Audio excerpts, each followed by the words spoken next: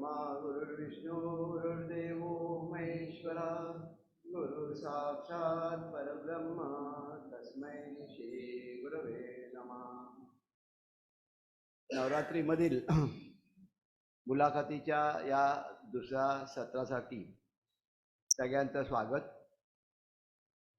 काल पहिली मुलाखत आपले गुरुबंधू श्री महेश दळवी यांनी घेतली आणि त्यांनी आपल्याला वंदनीय दादांचं कार्य याच्याविषयीची भरपूर माहिती दिली. परंतु वंदनीय दादांचं कार्य एवढं व्यापक आहे की ते 2-3 तासामध्ये सांगणं हे शक्य नाही. तरी पण त्यांनी बराचसा प्रयत्न केला, सगळे विषय कव्हर केले. पुढे कधीतरी संमेलनामध्ये आपण हे अजून जास्त डिटेलमध्ये घेऊ. त्या पहिल्या विषयानंतर आजचा जो दुसरा विषय होता तो जाहीर केल्याप्रमाणे मुलाखत साधना याविषयी होता. परंतु काही तांत्रिक कारणामुळे आणि काही अडचण असल्यामुळे आपण थोडासा बदल केलेला आहे. आज आपण एक अतिशय महत्त्वाचा विषय म्हणजे वंदनीय दादांनी जी 3 साधनं सिद्ध केली, मुलाखत साधना, आरती साधना आणि ओंकार साधना, याच्यामधलं एक अतिशय महत्त्वाचं जे साधन आहे ओंकार साधना, यांच्याविषयीची माहिती आज आपण घेणार आहोत. त्याच्यानंतर मग आपण त्याच्यानंतरच्या सत्रामध्ये म्हणजे बुधवारी आपण आरती साधनेविषयी माहिती मिळवू आणि त्याच्यानंतर उरलेले जे 2 दिवस आहेत ते शुक्रवार आणि सोमवार यामध्ये मुलाखत साधना आणि पूजन विधी, प्रार्थना यांच्याविषयी माहिती देऊ. जास्तीत जास्त भक्तांनी कार्यकेंद्रावरती येऊन हा लाभ घेणं आवश्यक आहे 2 गोष्टींसाठी. कारण वंदनीय दादांनी ही जी साधनं सिद्ध केलेली आहेत ती किती महत्त्वाची आहेत आणि काय काय त्याच्यामध्ये विविध अंग आहेत ते आपल्याला समजून. तर आता आजचे जे वक्ते आहेत म्हणजे सेवक आपले म्हात्रे काका यांना मी विनंती करतो की त्यांनी आता तो हे सत्र सुरू करा.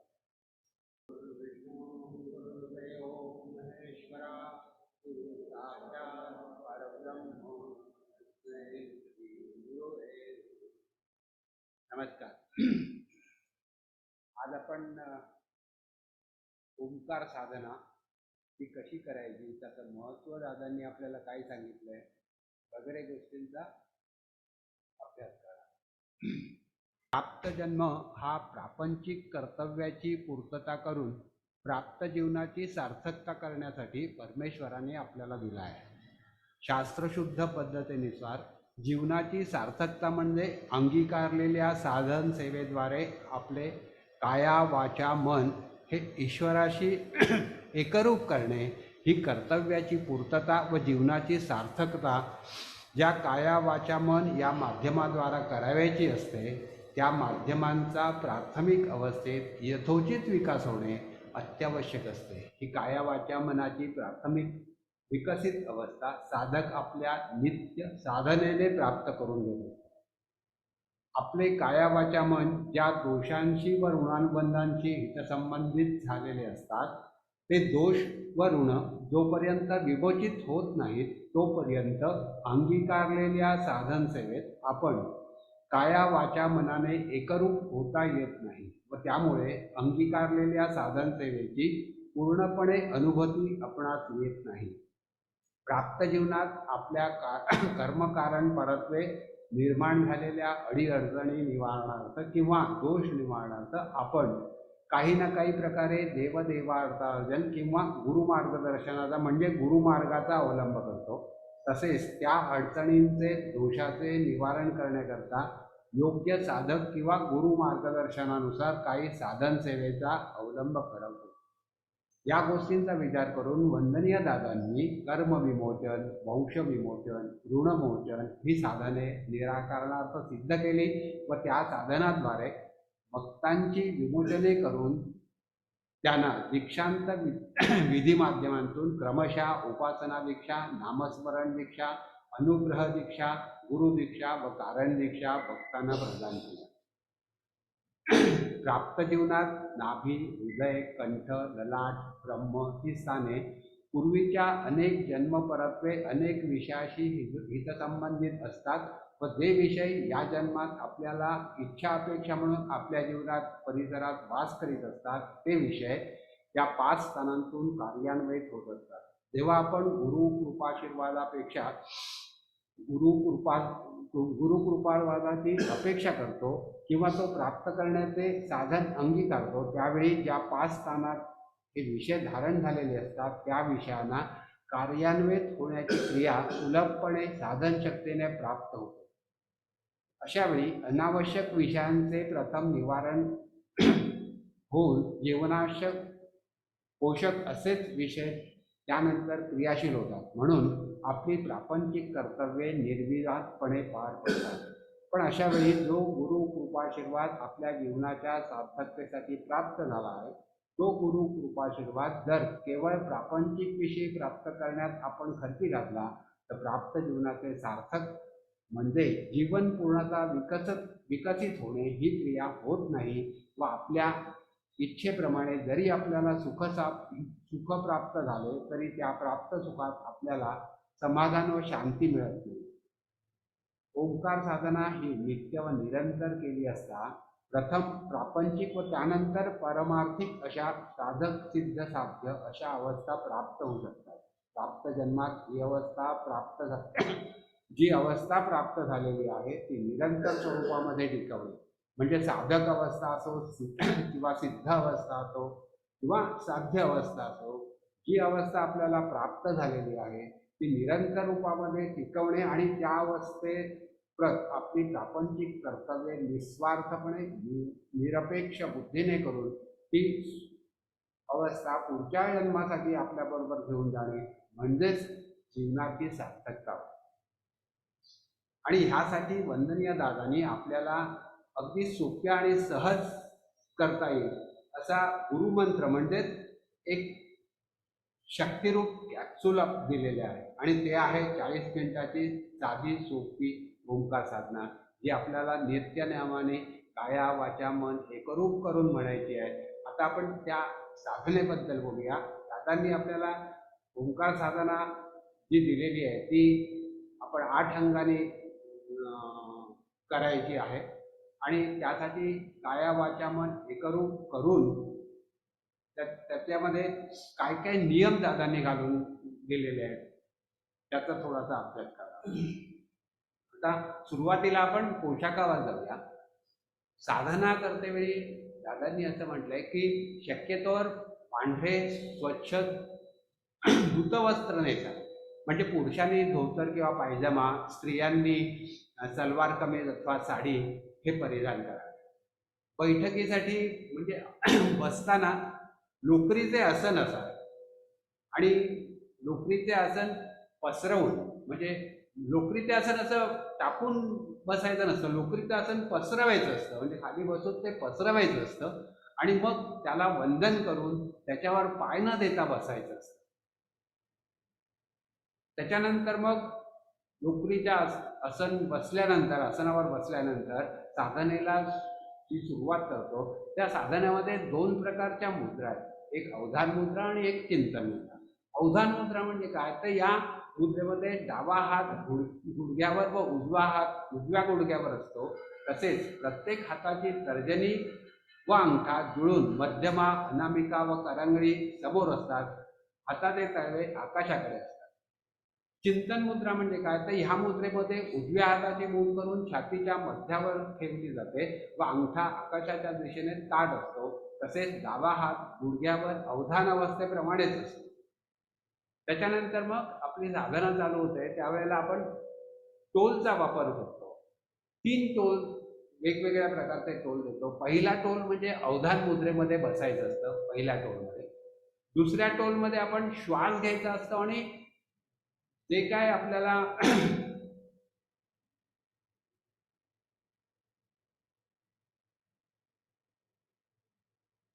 1.5 सेकंदाचा श्वास घ्यायचा असतो आणि पुढच्या न्यासाची किंवा पुढच्या अंगाची तयारी त्याप्रमाणे करायची असते. आणि तिसरा टोल म्हणजे अंगाला सुरुवात करायची असते की म्हणजे न्यास असतील किंवा महामंत्र असेल किंवा तारक मंत्र असेल, तर हे सगळं बोलायच्या अगोदर म्हणजे 3 टोल दिल्यानंतर पहिल्यांदा आपण अवधान मुद्रेमध्ये बसायचं. दुसरा टोल दिला की आपण श्वास घ्यायचा आणि त्या अंगाची तयारीसाठी एकदम व्हायचं तयार, आणि तिसऱ्या टोलाला त्या अंगाला सुरुवात करायची. असं हे टोलाचं हे आहे. आणि डबल टोल झाले की त्या अंगाची समाप्ती झाली असं समजायचं. आता ओंकार साधनेसाठी योग्य वेळ आणि स्थळ काय आहे, तर ओंकार साधनेसाठी योग्य वेळ दादानी जे सांगितलंय त्याप्रमाणे सकाळी 5 ते 8 यावेळी आकाश तत्वाची जास्तीत जास्त धारणा व तेज तत्वाचा उगम होत असतो, व सायंकाळी 6 ते 7:30 यावेळी तेज तत्वाचा अस्त व आकाश तत्वाची धारणा होत असते. त्यातही शक्यतो आपल्याला सोयीस्कर अशी एक वेळ निश्चित करून साधना करावी.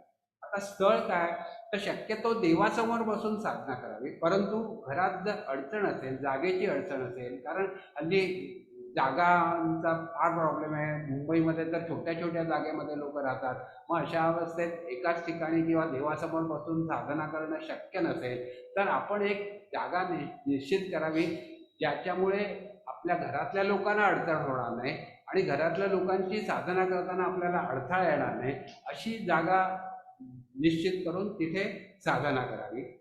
काय वेळ जो काय दादांनी सांगितलेला आहे आपल्याला, त्याप्रमाणे जर आपल्याला पाळता येत नसेल किंवा आपल्याला जमत नसेल, ऑफिसमध्ये जाणं असेल, घरातली कामं असतील, तर असं नाही आहे की नाही ते तो वेळ नाही जमत आहे म्हणजे साधना नाही करायची.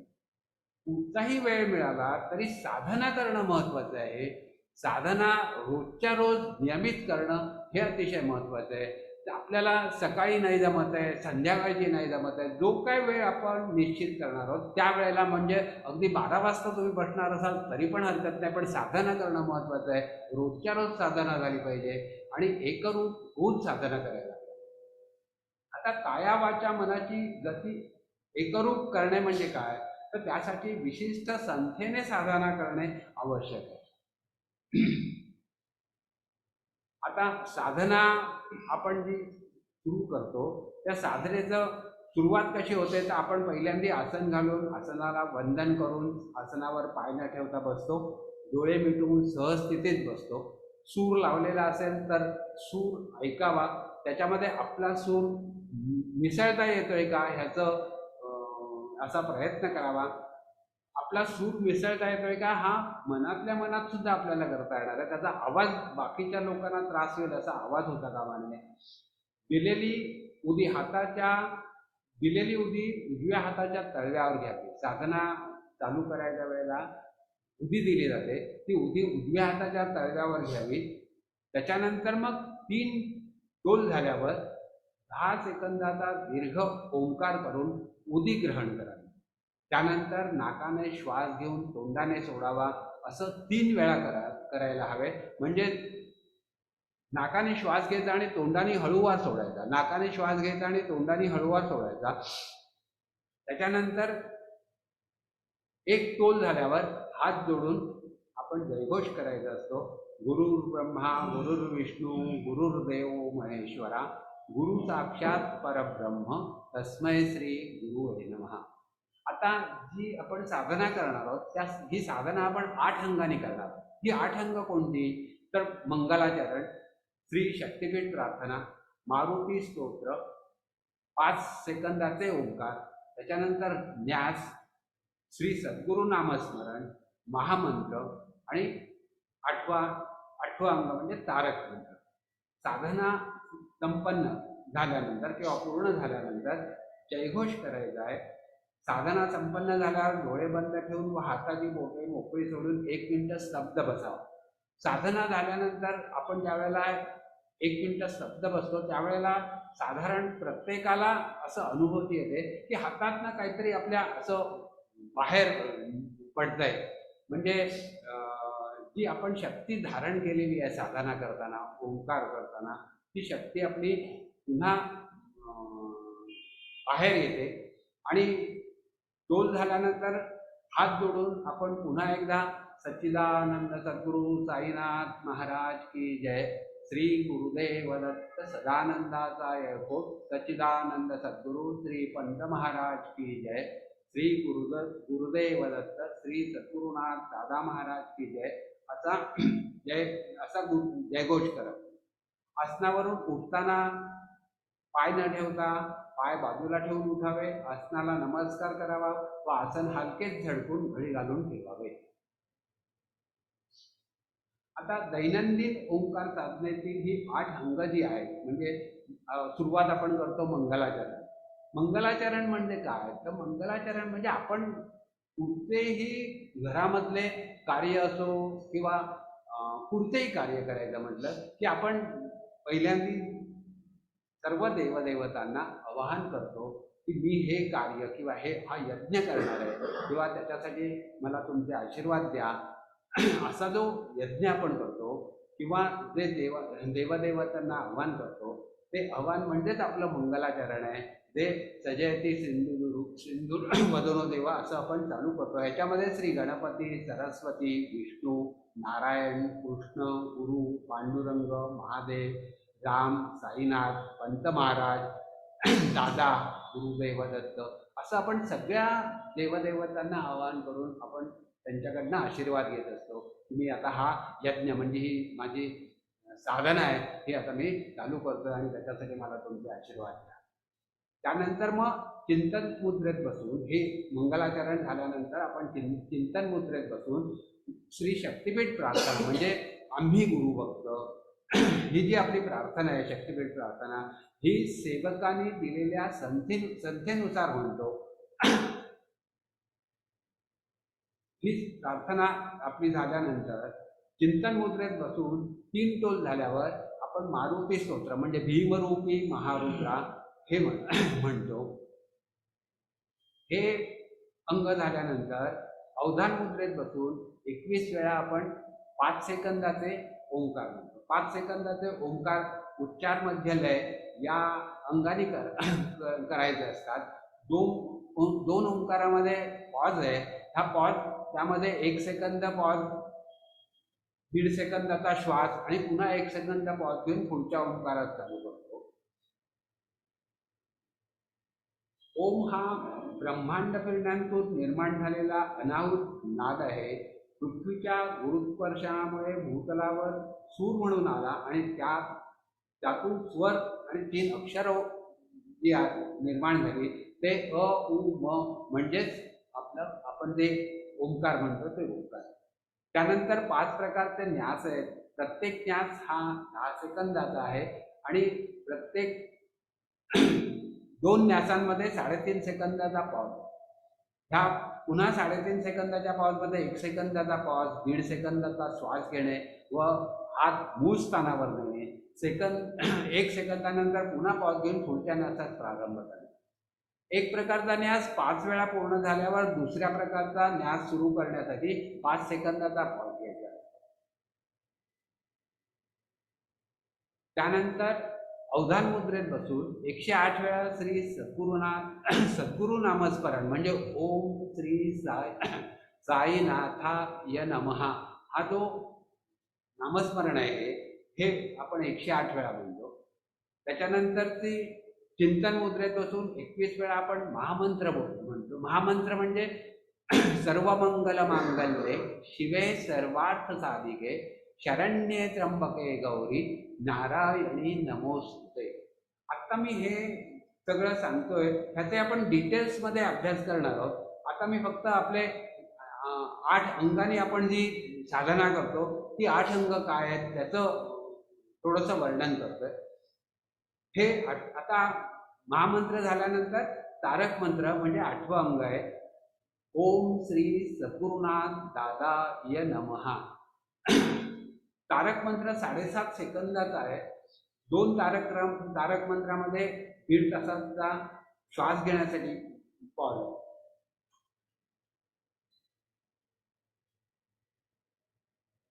आता ही साधना केल्यामुळे प्रकृती स्वास्थ्यावर याचा काय परिणाम होतो ते आपण बघूया. रक्तात धारण होणाऱ्या गुरुशक्तीमुळे प्रकृती स्वास्थ्यावर चांगला परिणाम होतो. रक्तदाब किंवा हृदयविकार हे जे विकार होतात या व्यक्तींना रक्तात कोलेस्ट्रॉल नावाच्या पदार्थाचे प्रमाण वाढते व ते रक्तवाहिन्यांच्या आतील बाजूस साचू लागते. यालाच ॲथिरोक्लोरोसिस असे म्हणतात. त्यामुळे रक्तवाहिन्यांतून वाहणाऱ्या रक्तांच्या प्रवाहाला अडथळा निर्माण होतो, रक्ताचा वाहण्याचा वेग कमी होतो, तसेच रक्त अनावश्यकरित्या गोठू लागते. हृदयाला योग्य रक्तपुरवठा न झाल्याने हृदयविकाराचा झटका येण्याची शक्यता असते व रक्तवाहिन्यांच्या आकुंचन पावल्यामुळे रक्तदाबासारखे विकार सुद्धा होऊ शकतात. ओंकार साधनेने रक्तात धारण झालेली गुरुशक्ती ही जेव्हा रक्तवाहिन्यांतून प्रवाहित होऊ लागते त्यावेळी साचलेल्या कोलेस्टेरॉलवर तिचा आघात होतो. रक्तवाहिन्यात साचलेले कोलेस्टेरॉलचे थर दूर होतात व रक्तवाहिन्या मोकळ्या होऊन रक्तप्रवाह पूर्ववत चालू होतो. अशा प्रकारे रक्तात धारण झालेल्या गुरुशक्तीमुळे हृदयविकार व रक्तदाब विकारापासून साधक दूर राहू शकतो. आपल्या शरीरात अनेक प्रकारचे स्त्राव तयार होत असतात. शरीराचे तापमान समतोल राखण्यासाठी ते रक्तातील साखरेचे प्रमाण नियंत्रित करण्यापर्यंत अनेक प्रकारची कार्ये हे स्त्राव करीत असतात. या स्त्रावाचे प्रमाण कमी किंवा जास्त झाल्यास शरीराच्या समतोल कार्यपद्धतीत बिघाड होतो. ओंकार साधनेत शरीरातील सुप्तावस्थेत असलेल्या स्त्रावांना चालना दिली जाते व जे स्त्राव कमी अधिक प्रमाणात प्रवाहित होत असतात त्यांना प्रमाणबद्ध केले जाते. अशा रीतीने शरीरातील असंख्य स्त्राव समप्रमाणात कार्यबद्ध झाले की शरीरात सुद्धा प्रमाणबद्धतेने कार्य करू लागते. अशा ह्या स्त्रावांना जर समतोल प्रमाणात कार्य करायला स्वभाव मिळाला नाही तर आपल्याला नित्याच्या आचार विचारात समतोलपणा राखता येते. अशा वेळी आपल्या दैहिक अवस्थेचा समतोल बिघडल्याने कित्येक वेळा आपण अगतिक आचार विचारांना बळी पडतो. त्यामुळे ज्ञान अज्ञानाने घडलेल्या कृतकर्म्याबद्दल आपल्याला पश्चाताप करावा लागतो. आता याचा दैहिक माध्यमात होणारा बदल काय आहे तर दैहिक म्हणजे रोजच्या रोज नित्यनियमाने जर ओंकार साधना केली तर आपल्या दैहिक माध्यमामध्ये सुद्धा बदल होतो. आपल्याला तो हळूहळू जाणवतो, लगेच जाणवत नाही. तर त्यातला उदाहरणार्थ आहार कमी होतो. म्हणजे दैवदैविक किंवा गुरुमार्ग अवलंब करण्यापूर्वी आपला स्थूलदेह 50% प्रभावित असतो. बाकीचे 2 देह म्हणजे सूक्ष्मदेह आणि कारणदेह हे 25% प्रभावित असतात. परंतु गुरुमार्गाचा अवलंब केल्यावर मार्गदर्शनानुसार ओंकार साधना केल्यास स्थूलदेह 25%, सूक्ष्मदेह 25% आणि कारणदेह 50% प्रभावित. म्हणजेच काय तर कारणदेहाची उपजीविका ही आध्यात्मिक शक्तीतून चालते म्हणून त्याला अन्नाची गरज नसते. परंतु स्थूलदेह हा जड अन्नातून आपली उपजीविका करत असतो. त्यामुळे साधनेपूर्वी स्थूलदेहाचे जे 50% कार्य जड अन्नातून होत असते त्याऐवजी आता निरंतर साधना केल्यामुळे कारणदेह 25% शक्ती स्थूलदेहाला पुरवतो. त्यामुळे काय होतं की स्थूलदेहाला केवळ 50% शक्ती अन्नातून प्राप्त करावी लागते आणि म्हणून साहजिकच स्थूलदेहाला लागणारे अन्न आहार कमी होतो. दुसरा महत्वाचा मुद्दा असा आहे की निद्रा कमी होते. स्थूलदेहाची अवस्था ही कारणदेहाच्या अवस्थेपासून जेवढी दूर असते तितके त्या स्थूलदेहाला जडत्व प्राप्त असते. त्यामुळे आळस येणे, दिवसभर झोपणे असे होत असते. अशा स्थितीत दैहिक शक्ती ही 75% असते तर आत्मिक शक्ती 25% असते. परंतु ओंकार साधनेने ह्या प्रमाणात बदल होतो व त्यामुळे स्थूलदेह हा कारणदेहाच्या जास्त जवळ येतो व देहांतील एकूण चैतन्य शक्तीत वाढ होते व परिणामी झोप कमी होते. नंतर तिसरा महत्वाचा मुद्दा काय तर मोठा आवाज आपल्याला सहन होत नाही. ओंकार साधना करण्यापूर्वी कान हे स्थूलवादीने कार्य करीत असतात. परंतु ओंकार साधना नित्याने केल्याने कान हे सूक्ष्मवादीने कार्य करायला लागतात. त्यामुळे अगदी सूक्ष्मात सूक्ष्म असा आवाज देखील आपल्या कानाला ऐकू येतो. म्हणून एका विशिष्ट मर्यादेपेक्षा आवाजाची पातळी जर जास्त झाली तर तो आवाज कानाला अस्वस्थ करणारा होतो. एकंदरीत काय तर मोठा आवाज आपल्याला सहन होतो. जप हा वाचने होतो. ओंकार किंवा नामस्मरण किंवा आरती ही वाणीने किंवा वाचने करता येते. प्राथमिक अवस्थेमध्ये जेव्हा कोणतीही साधना आपण वाणीने, आता वाणी आणि वाचा म्हणजे काय तर वाणी म्हणजे आता आपण तोंडाने जे नॉर्मल बोलतो ती वाणी. वाचा म्हणजे काय की आपण कंठातनं आपल्या स्वरयंत्रातनं जे बाहेर येतं ती वाचा. तर वाणीने करतो तेव्हा शब्दांतून निर्माण होणाऱ्या लहरी या उदात्त अनुदात्त स्वरित अशा निर्माण होत नाही, कारण त्यात आत्मिक शक्तीचा अभाव आहे. परंतु जेव्हा आपण साधना वाचेने करतो तेव्हा दैहिक व आत्मिक शक्ती या गुरुशक्तीला शरण जाण्यासाठी किंवा प्राप्त करण्यासाठी तयार होतात. अशा वेळी तोंडांतून बाहेर बाहेर येणारा शब्द हा आपल्या अंतर्मनात असतो. अंतर्मनातील शब्द जेव्हा आपण स्वरयंत्रांतून उच्चारतो तेव्हा तो लहरी रूपाने प्रवाहित होऊन ध्वनीत रूपांतर पुढच्या माध्यमिक अवस्थेत जो लहरी अवस्थेत प्रवाहित झालेला शब्द एका ठरलेल्या गतीपर्यंत किंवा लेन्थपर्यंत गेल्यानंतर तो ध्वनीत होतो व त्याचे रूपांतर प्रकाशात होते.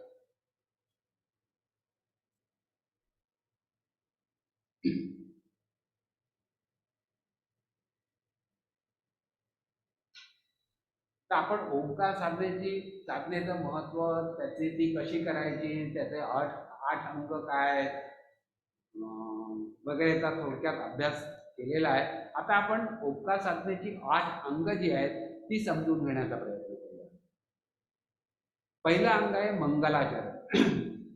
ह्या श्लोकांचा अर्थ समजून घेऊया. मंगलाचरणमध्ये जे श्लोक लिहिलेले आहेत, कारण असं असतं की आपण कोणतेही श्लोक किंवा प्रार्थना वगैरे म्हणतो त्याचा जर अर्थ आपल्याला माहिती नसेल तर ती नुसती क्रिया होईल, म्हणजे त्याच्यापासून जो आपल्याला लाभ मिळायला हवे तो आपल्याला मिळणार नाही, कारण त्याचा अर्थच आपल्याला माहिती नसतो. आपण अंतःकरणाने जर बोलणार असू तर त्याचा आपल्याला लाभ मिळणार आहे.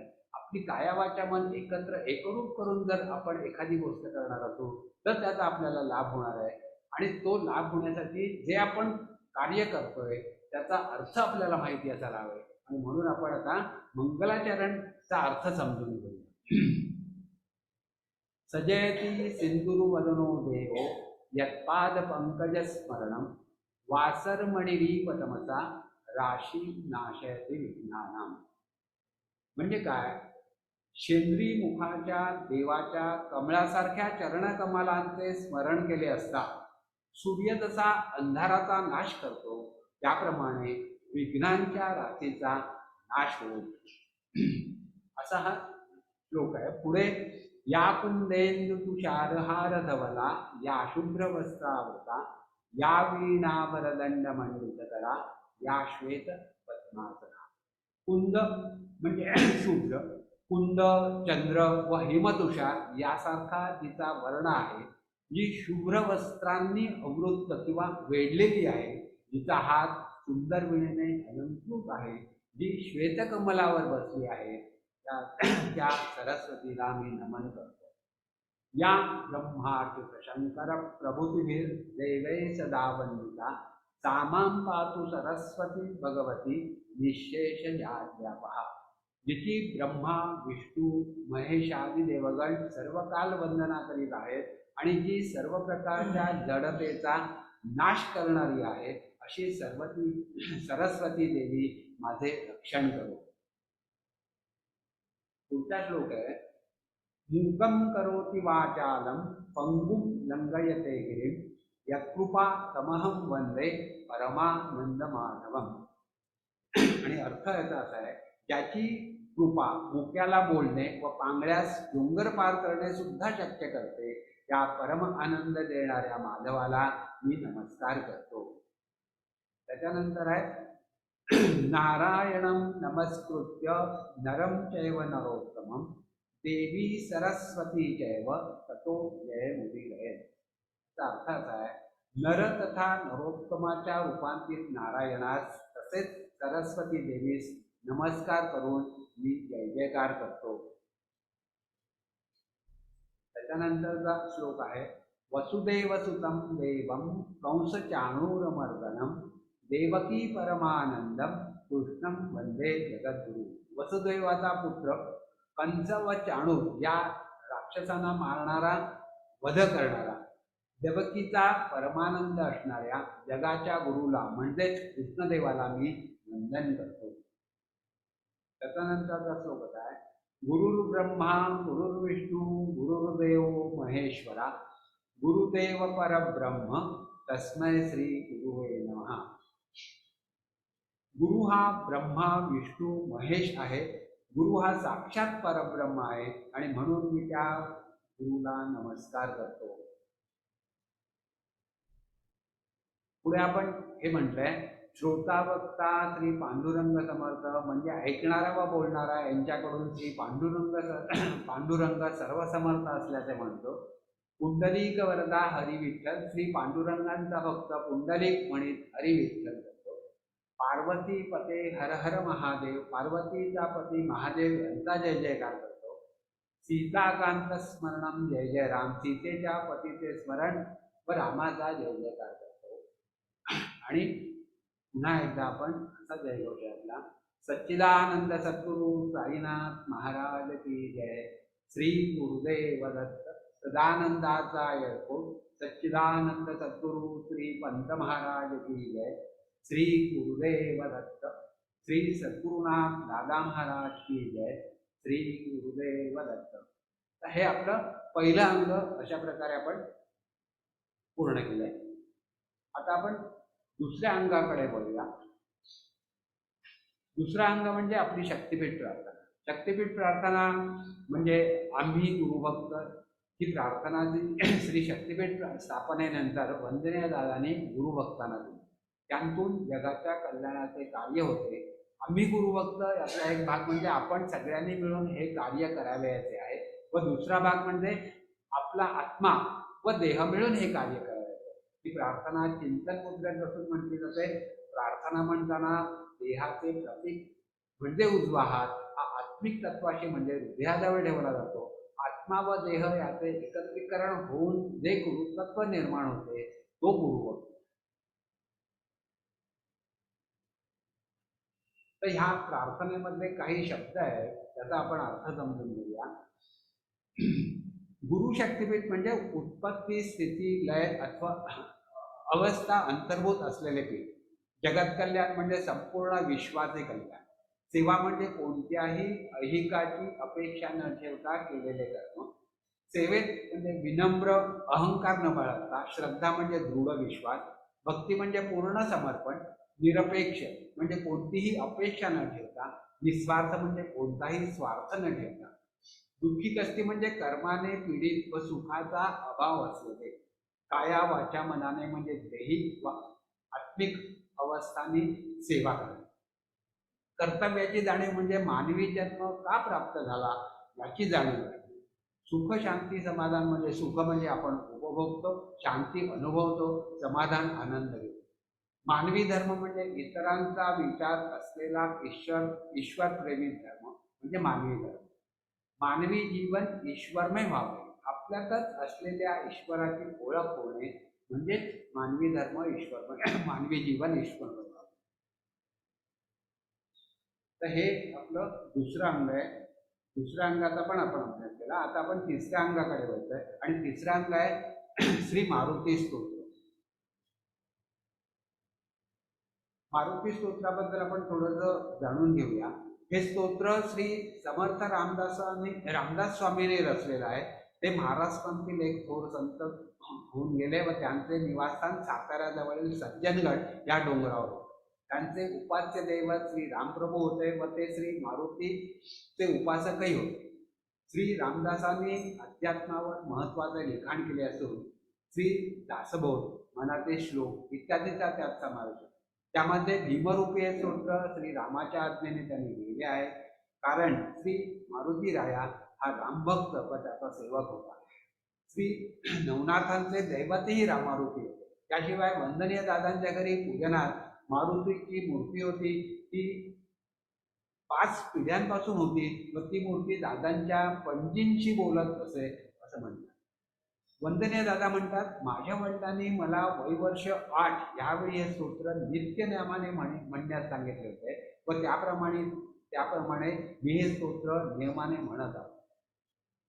श्री शक्तिपीठाची स्थापना परवरी गोवा येथे 14 एप्रिल 1983 गुढीपाडव्याच्या शुभमुहूर्तावर झाली. शक्तिपीठ स्थापनेला 3 वर्ष पूर्ण झाल्यानंतर परमपूज्य साईबाबांची आज्ञा झाली की हे नुसतं स्तोत्र नसून त्यात जीवनाचे शास्त्र शस्त्र अस्त्र आहे. ते तू सर्वांना दीक्षा सांग, मग त्यांतील गूढ अर्थ काय आहे हे समजेल. आजपर्यंत आपण ओंकारसाधना करीत आलो, पण वाणीची सिद्धता झाल्याशिवाय साधनेचे फळ स्वतःला व इतरांना मिळत नाही. या स्तोत्रात मूळ जे बीज आहे ते वायू आहे व त्याचा उपयोग वाणी सिद्धतेसाठी होतो. या स्तोत्रांची गूढ अर्थ काय आहे तो आपला भक्तांस समजला म्हणजे जीवनाचे सार्थक होईल. म्हणून या स्तोत्राचा समावेश नित्य साधने करण्याची आज्ञा चैत्र प्रतिपदेला झाली. वायू हा अत्यंत व्यापक आहे.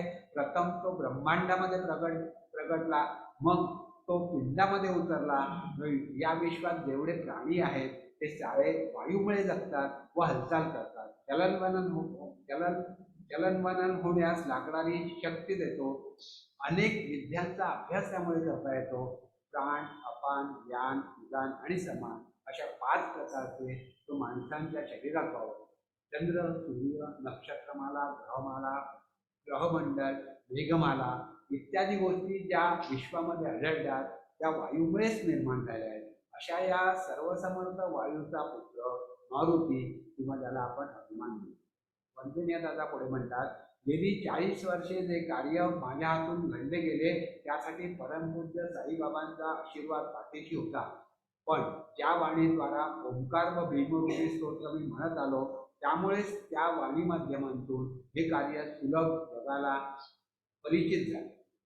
तेव्हा जीवनात इतर काही मंत्रांचे पठण केले नाही तरी चालेल, पण नित्य नियमाने श्री भीमरूपी स्तोत्र म्हणल्यास त्याचा लाभ आपला दैहिक व आत्मिक विकास होण्यास निश्चित होतो असा माझा दृढ विश्वास आहे. म्हणजे दादांनी हे सांगितलेलं आहे की असा माझा दृढ विश्वास आहे.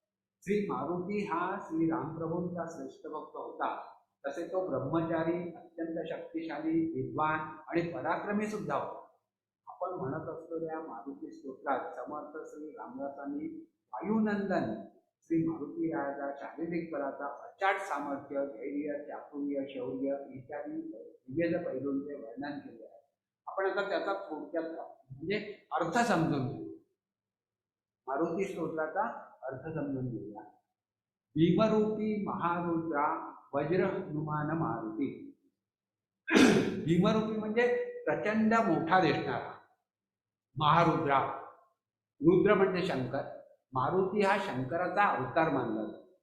वज्र हनुमान, ज्याचे शरीर वज्रासारखे अभेद्य आहे असा मारुतीने जन्मला फळ समजून सूर्याला गिळण्यासाठी झेप घेतली. तेव्हा अनर्थ टाळण्यासाठी इंद्राने त्याच्या हनुवटीवर वज्रप्रहार केला. त्या प्रसंगापासून त्याला हनुमान किंवा वज्र हनुमान असेही म्हणतो. मारुती म्हणजे मारुती हा वायुदेवाचा म्हणजे मरुत देवाचा पुत्र. आध्यात्मिक वडिलांच्या नावावरून त्याला पडलेले हे नाव मारुती. वनारी अंजनी सूता राम दूता प्रभंजना. वनारी म्हणजे आपल्या प्रचंड बळाच्या जोरावर वनेच्या वने समोर उपटणारा, म्हणून वनाचा शत्रू हे देव कहते. लंकेतील अशोकवनाचा नाश जो झालेला आपण रामायणामध्ये ऐकलं असेल, त्या संदर्भ घेऊन हे हा अर्थ सांगितला वनारी. अंजनी सुता म्हणजे अंजनी हे मारुतीच्या आईचे नाव, तिचा पुत्र म्हणून अंजनी सुता. वडिलांचे नाव केसरी. रामदूता, रामाचा सर्वात महत्वाचा दूत. दूत म्हणजे साध्या निरोप्या नव्हे तर रामाचे सर्वहित पाहणारा रामदूता. प्रभंजना म्हणजे भयंकर वेग असलेला सोसायटीचा वाऱ्यासारखा चपळ. महाबळी प्राणदाता सकळा उठवी बळे. महाबळी म्हणजे प्रचंड बलवान, प्राणदाता म्हणजे प्राण देणारा. ते परत आपण ते रामायणातलं आपल्याला माहिती आहे सगळ्यांना, लक्ष्मणाचे प्राण वाचवण्यासाठी जे कार्य झालंय त्याच्यामुळे त्याला प्राणदाता असं सुद्धा म्हणतात. सकळा उठवी बळे म्हणजे जो आपल्या बळाच्या जोरावर सगळ्यांना उठवतो किंवा हजरवून सोडतो. सौख्यकारी, दुःखहारी, धूर्त वैष्णव गायका. सौख्यकारी म्हणजे सुख देणारा, दुःखहारी म्हणजे दुःखाचा नाश करणारा, धूर्त म्हणजे डावपेच जाणणारा, चाणाक्ष व चतुर. वैष्णव गायका हा राम हा विष्णूचा अवतार म्हणून वैष्णव वैष्णव गायकाचा अर्थ इथे विष्णूचा अवतार असलेल्या रामाची स्तुती स्तोत्रे गाणारा. दीनानाथा हरिरूपा सुंदरा जगदंतरा. दीनानाथा म्हणजे गोरगरिबांचा, दीनभक्तांचा वादी. हरिरूपा म्हणजे हरी म्हणजे विष्णू किंवा वानर किंवा सिंह. त्या रामाने जणू मारुती एक रूप आहे. हरिरूपा म्हणजे वानर रूपधारी असाही आहे, तसेच सिंहासारखा पराक्रमी असाही आहे. सुंदरा म्हणजे सुंदर देखणा. जगदंतरा जगाच्या म्हणजे लोकांच्या अंतःकरणात राहणारा जगदंतरा. पाताल देवतांचा भव्य सिंदूर लेपना. पाताल देवतांचा म्हणजे पाताळांतील दुष्टशक्तींचा नाश करणारा. भव्य म्हणजे विराट रूप. सिंदूर लेपना ज्याच्या सर्वांगाला शेंदुराचा लेप लावलेला आहे, असा मारुतीच्या मूर्तीला सिंदूर लावले, म्हणजे सिंदूर लावल्यानंतर लावतात ते सिंदूर लेपना. लोकनाथा जगन्नाथा प्राणनाथा पुरातना. लोकनाथा म्हणजे लोकांचा नाथ किंवा पालक. जगन्नाथा म्हणजे जगाचा पालक किंवा स्वामी. प्राणनाथा प्राणांचा म्हणजे जीवाचा रक्षक किंवा तारणहार. पुरातन म्हणजे अतिप्राचीन, जो चिरंजीवी किंवा अमर आहे असे मानले जाते. पुण्यवंता पुण्यशीला पावना परितोषका. पुण्यवंता म्हणजे पुण्यवान. पुण्यशीला ज्याचे नित्य आचरण पवित्र आहे असा. पावना म्हणजे पावन किंवा शुद्ध करणारा. परितोषका आनंददायक किंवा संतोष देणारा. गजांगे उतली बाहो आवेशे लोटला. गजांगे म्हणजे राष्ट्रध्वजावर विराजमान असलेला. उतली म्हणजे उभारून. बाहो म्हणजे बाहोंनी. आवेशे लोटला पुढे म्हणजे वेगाने पुढे नेला. महाभारतातील युद्धात अर्जुनाच्या रथाच्या ध्वजावर हनुमान आहे. त्याने आपल्या बाहुबलाने अर्जुनाचा रथ मुख्य आवेशाने पुढे नेला. काळाग्नी काळरुद्राग्नी देखता कापती जळे. काळाग्नी म्हणजे प्रलय काळाचा भयंकर अग्नी. काळरुद्राग्नी म्हणजे मृत्यूरूपी अग्नी. देखता कापती जळे पाहून भयभीत होऊन थरथर कापू लागतात. म्हणजे हनुमानाला पाहून थरथर कापू लागतात. काळ व रुद्र असे सामर्थ्यवान अग्नी हे त्यांच्यापेक्षा अधिक सामर्थ्यवान अशा मारुतीला पाहून थरथर कापू लागतात. ब्रह्मांडे माईली नेनो आवळे दंत पंगती. ब्रह्मांड म्हणजे विश्व. माईली नेनो मावले किंवा भरून राहिले. आवळे म्हणजे जबड्या. दंत पंगती म्हणजे दातांच्या रांगांमध्ये. मारुतीच्या जबड्यांतील दातांच्या रांगांमध्ये जणू सगळी ब्रह्मांडेच भरून राहिली आहेत असे. नेत्राग्नी चाललेल्या ज्वाळा भ्रुकुटी दाखिल्या बळे. नेत्राग्नी म्हणजे डोळ्यांतून निघणाऱ्या अग्नी. ज्वाळा म्हणजे ज्वाला. भ्रुकुटी म्हणजे भुवया. दाखिल्या बळे रागाने ताठरलेल्या किंवा उंचावलेल्या. त्याच्या डोळ्यांतून रागाच्या अग्नीच्या ज्वाला जणू बाहेर पडत आहे व मोठ्या आवेशाने भुवया ताठारून तो पाहत आहे. अशा भयंकर रूपामुळे काळ व रौद्र त्याला घाबरतात. उच्चते मुरडिले माथा किरटी कुंडले वरी. उच्च म्हणजे शेपटी. मुरडिले माथा म्हणजे शेपटी वळवून मस्तकावर धारण केले. किरीटी म्हणजे मुकुट. कुंडले म्हणजे कानांतील भूषणे. ज्याने आपले शेपूट वळवून मस्तकावर धरले आहे, तसेच माथ्यावर मुकुट आणि कानात सुंदर कुंडले आहेत असे. सुवर्ण कटिका असोटी घंटा किंकिणी नागरा. सुवर्ण कटिका असोटी म्हणजे कमरेला सोनेरी वस्त्राचा कसोटा आहे. घंटा किंकिणी नागरा म्हणजे लहान घंटा व घागऱ्या याचा किंकिण आवाज. कमरेला सोन्याचे अधोवस्त्र आहे व मेखलेवर असलेली लहान घंटा आपटून मंजूळ आवाज येतो आहे. ठकारे पर्वता ऐसा नेटका सडपातळी. ठकारे म्हणजे निश्चल उभा. पर्वता ऐसा म्हणजे पहाडासारखा. नेटका म्हणजे देखणा. सडपातळ म्हणजे बांधेसूद सडपातळ. हनुमान पर्वतासारखा निश्चल उभा टाकलेला आहे तो. शरीराने देखणा असून बांधेसूद व सडपातळ असा आहे.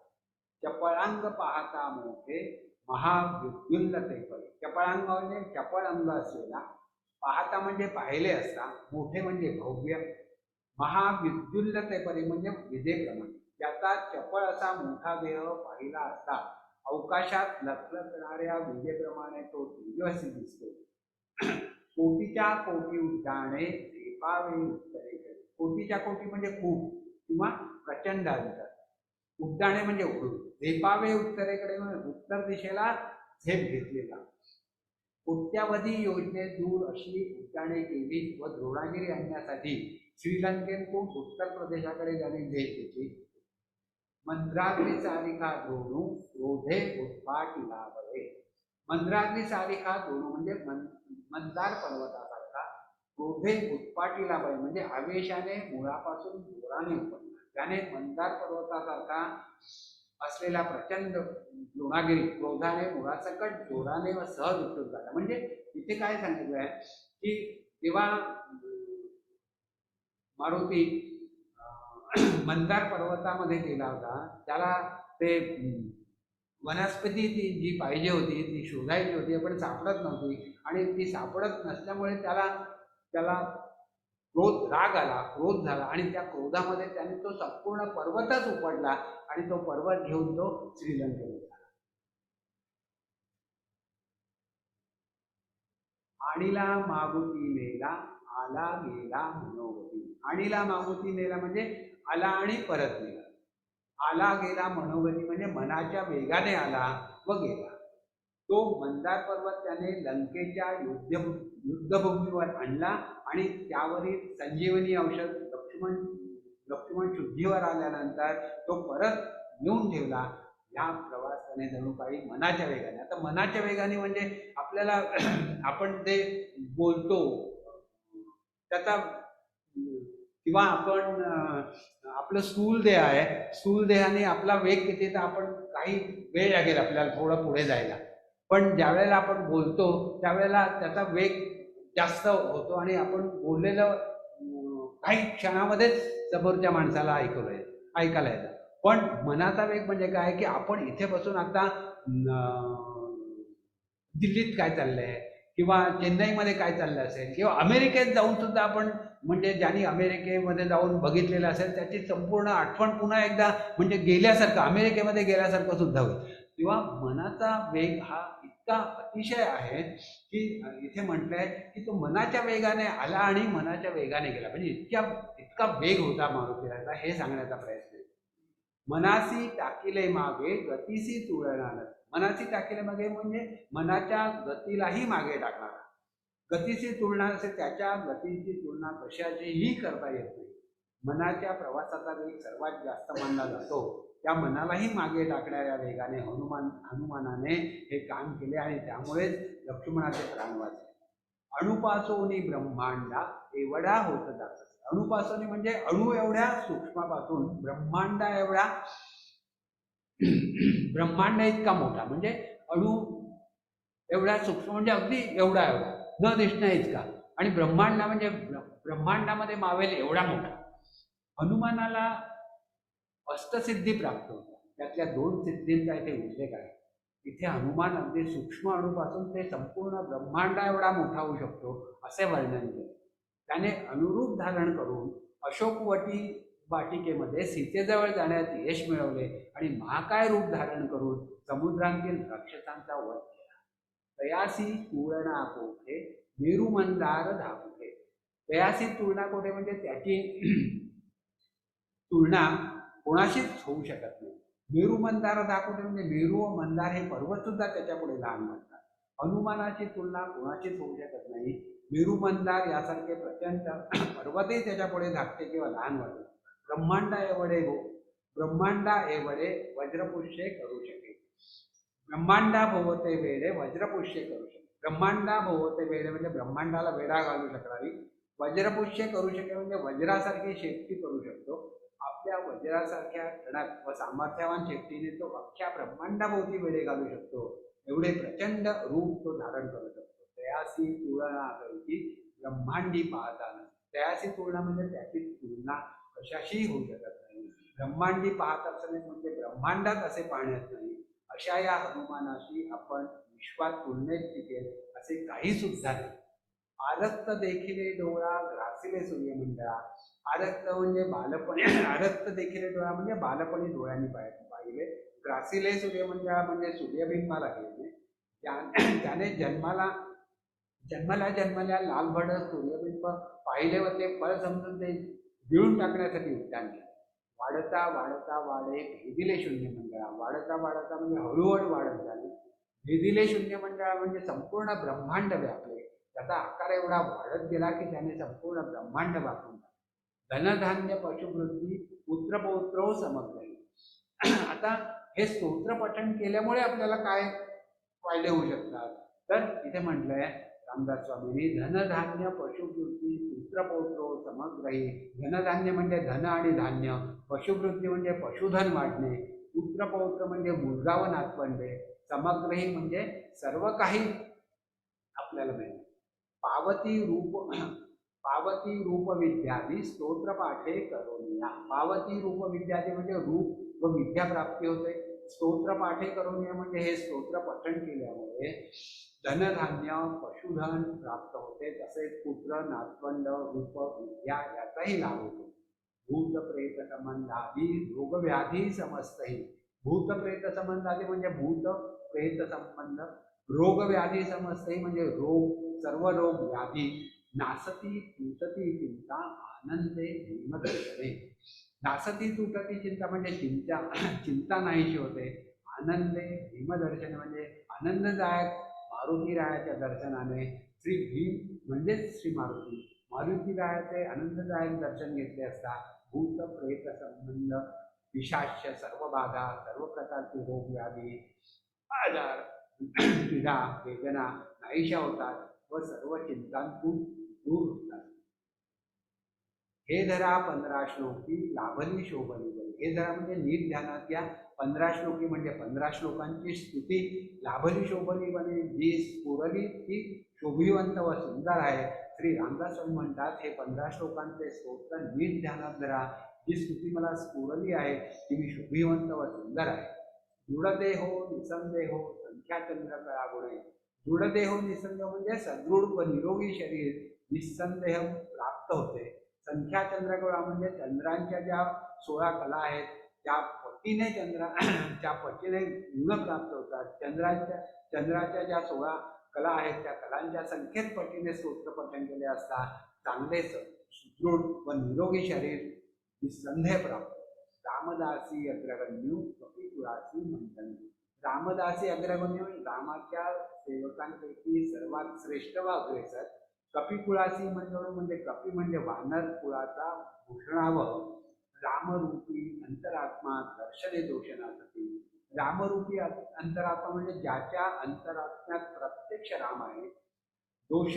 दर्शनी दोषणासाठी अशा मारुतीच्या दर्शनाने सर्व दोष यांचा नाश होतो. मारुती हा रामाच्या दासामध्ये अग्रसर व सर्वश्रेष्ठ आहे. तसेच तो वानर कुळाचे भूषण आहे. ज्याच्या अंतरात्म्यात प्रत्यक्ष राम आहे. अशा या मारुतीच्या दर्शनाने सगळे दोष व पापे नष्ट होतात. श्री रामदास कृतम संकट निरसनम मारुती श्रेष्ठम संपूर्णम. अशा प्रकारे श्री रामदासांनी रचलेल्या संकटाचा नाश करणारे मारुती स्तोत्र पूर्ण झाले. आपण आता पुढच्या अंगाकडे वळूया. पुढचं अंग आहे आपलं ओंकार.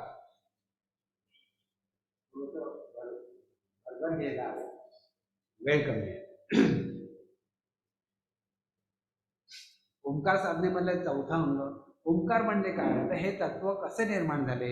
सर्व ग्रह तारे आकाशगंगा व वरजी ही अवकाशाची पोकळी आहे, हे सर्व एकत्रितपणे म्हणजे ब्रह्मांड. हे संपूर्ण ब्रह्मांड एका विशिष्ट गतीने स्वतःभोवती फिरत असते. तसेच त्या ब्रह्मांडातील सर्व घटक सुद्धा एका विशिष्ट गतीने सर्वाभोवती फिरत असतात व विशिष्ट मार्गाने भ्रमण करीत असतात. पृथ्वी ही सुद्धा या ब्रह्मांडातलाच एक घटक असून ती सुद्धा स्वतःभोवती फिरत असते व इतर ग्रहांप्रमाणे सूर्याभोवती सुद्धा फिरत असते. जेव्हा ब्रह्मांडाची निर्मिती झाली व जेव्हा ब्रह्मांड हे स्वतःभोवती फिरायला लागले तेव्हा या पिढ्यांतून एक अनाहूत नाद निर्माण झाला. तो नाद म्हणजे ओम. व हा नाद संपूर्ण ब्रह्मांडाला व्यापून उरलेला आहे. ओम हा शब्द नसून तो ब्रह्मांडाचा नाद आहे. हा नाद पूर्णपणे अव्यक्त निराकार आहे. पृथ्वीच्या गुरुत्वाकर्षणामुळे हा नाद जेव्हा भूतलावरला तेव्हा त्याचे रूपांतर सुरात झाले व या सुरांतून पुढे 7 स्वर निर्माण झाले. हे 7 स्वर म्हणजेच सा रे ग म प ध नि. ते आपल्या गीताचा पाया आहे. ओम हा विषय अ उ म अशी 3 अक्षरे आहेत व त्यापैकी प्रत्येक अक्षर उत्पत्ती स्थिती लय या 3 अंगाने युक्त आहे. अ अधिक उ म्हणजे ओ म्हणजेच आत्म्याने दिलेला होकार. मग म अधिक अर्धी मात्रा म्हणजेच अहम ब्रह्मास्मी. वंदनीय दादांच्या माध्यमातून ओमच्या तिन्ही अक्षरांची सिद्धता झाली. अ म्हणजे उत्पत्ती या तत्वाच्या अक्षराच्या सिद्धतेची सुरुवात नरसोबावाडी येथे 10 हवनांपैकी पहिल्या हवनामध्ये झाली व महारुद्राद्र स्वाहाकाराने त्या अक्षराची सिद्धता पूर्ण झाली.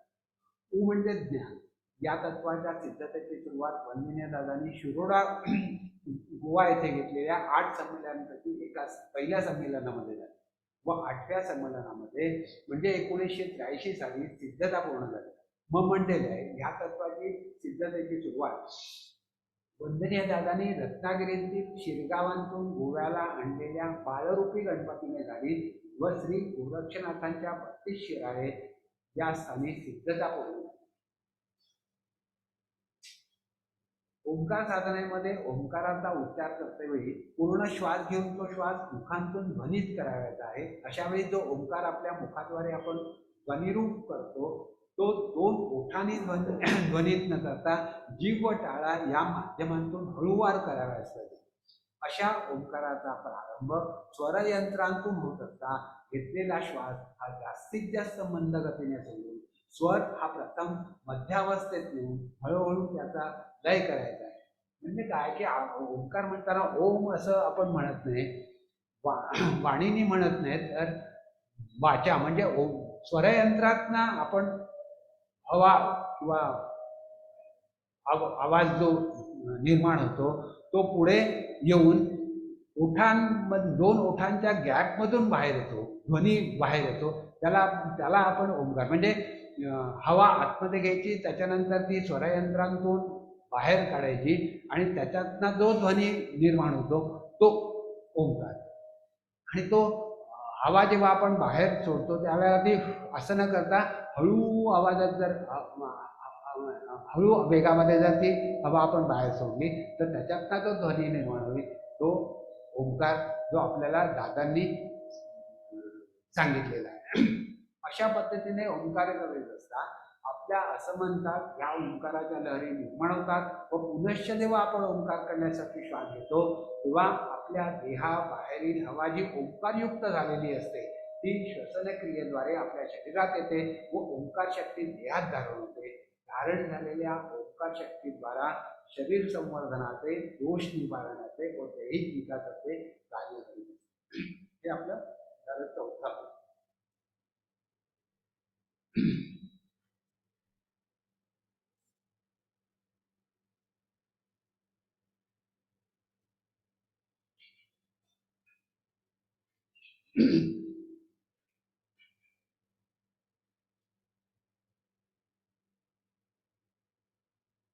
त्या ओंकार साधनेतील 5 अवस्था आपण लक्षात घेऊया. पहिली अवस्था ध्वनी लहरी ध्वनी म्हणजे काया वाचा मनाची एकाग्रता. दुसरी अवस्था ध्वनी लहरी ध्वनी पुन्हा काया वाचा मनाची एकरूपत्व आणि एकाग्रता. तिसरी अवस्था ध्वनी लहरी प्रकाश कारण दीक्षा परत्वे काया वाचा मन एक ओंकार रूप. चौथी अवस्था अनुभव सिद्ध जीवनाची सार्थकता. 5वी अवस्था अनुभव सिद्ध परमात्मा अवस्था. परमपूज्य बाबांचे मार्गदर्शन दादांना झाले ते असे, यापुढील कार्य हे जगाला तारण्यासाठी असून त्यासाठी तारक मंत्र सिद्ध झाला पाहिजे. तुला लहानपणी जो ओंकार श्री भैरवनाथाने शिकवला आहे तो साधना शिकवला आहे, ही साधना जगाला पेलणारी नाही. कारण यात आचार विचार मग उच्चार. तू जो ओंकार शिकवला आहेस ते लय तत्व आहे. म्हणजे नाद यातून सूर स्वर ह्या क्रमाने साधना ही सोपी करणे आवश्यक आहे. त्यासाठी प्रथमतः ओम हा जो नाद आहे तो शब्दरूप व्हायलाच पाहिजे, म्हणजे तो सर्वांना म्हणता येईल. यासाठी संक्रांतीपूर्वी तू श्री नरसिंह सरस्वतींना भेटण्यासाठी वाडीला जा, असं परमपूज्य बाबांचं मार्गदर्शन झालं. श्री सरस्वतींचे मार्गदर्शन म्हणजे वंदनीय दादा वाडीला गेले असता स्वामींनी दादांना असा प्रश्न केला की ओम म्हणजे काय, त्याचे स्वरूप पूर्ण ओळख व मग विचार केला. ओंकाराचे रूप पाहून घे, नुसता ओंकार व त्याची साधना असे म्हणू नको.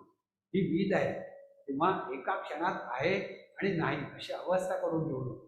जरी तुझ्या पाठीशी विभूती आहे तरी हा निसर्ग आहे, त्याचा अभ्यास केल्याशिवाय पुढील पाऊल टाकू नको. ओंकार या विषयात अ उ म अशी 3 अक्षरे आहेत व प्रत्येक अक्षर 3 गुणांनी युक्त आहे.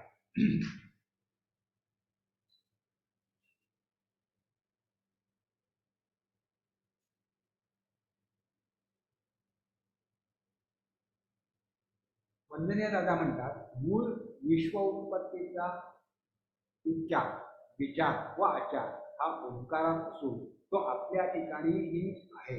तेव्हा ईश्वराचा शोध अन्यत्र घेण्यापेक्षा त्याची ओढ लागणे हे अत्यंत महत्त्वाचे व प्रत्येक मानवाचे कर्तव्य आहे.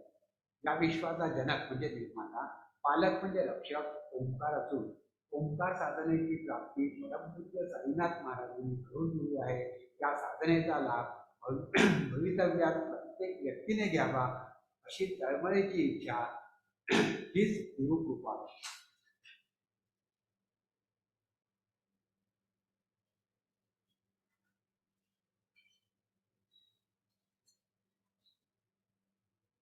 आता आपण ओंकार साधनेतलं 5वं अंग म्हणजे न्यास.